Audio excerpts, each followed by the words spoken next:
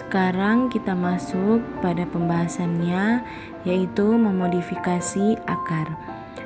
Modifikasi akar adalah akar dapat mengalami perubahan, dapat disebabkan oleh faktor lingkungan atau suatu tuntutan tertentu.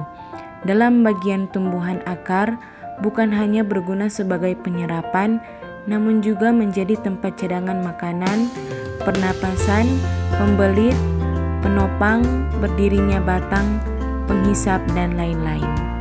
Kita masuk pada contohnya, yaitu akar udara atau akar gantung. Akar ini biasanya keluar di bagian atas tanah, menggantung di udara, serta juga menggantung ke arah tanah.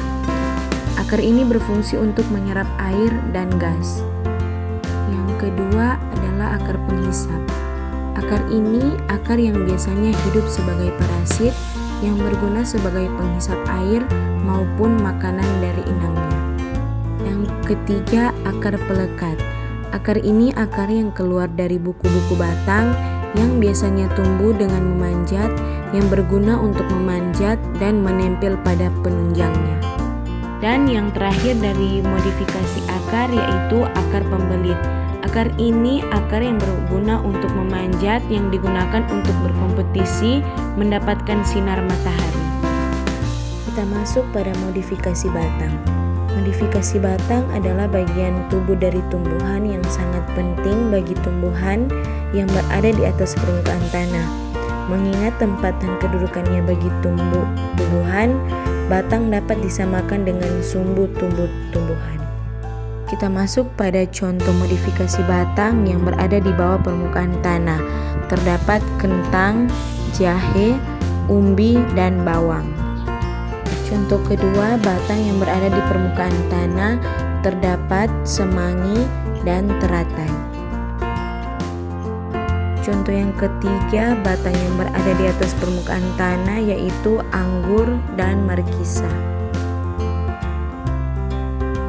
Kita masuk pada modifikasi yang terakhir, yaitu modifikasi daun. Modifikasi daun adalah variasi pada daun yang terjadi sebagai akibat adanya reduksi atau penambahan jaringan-jaringan tertentu selama perkembangannya karena faktor kegiatannya, daun itu sendiri atau oleh lingkungan. Modifikasi daun berkaitan erat dengan adaptasi yang bertujuan untuk mempertahankan hidupnya. Kita masuk pada beberapa contohnya, yaitu umbi lapis, merupakan pelepah daun yang berfungsi untuk menyimpan cadangan makanan.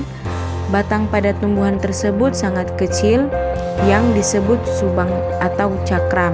Contohnya bawang merah. Contoh berikutnya yaitu duri daun, yang merupakan duri yang berasal dari daun. Perubahan daun menjadi duri diakibatkan karena lingkungannya yang panas. Contohnya kaktus. Demikianlah materi yang sudah saya sampaikan, kiranya dapat bermanfaat bagi kita semua. Terima kasih.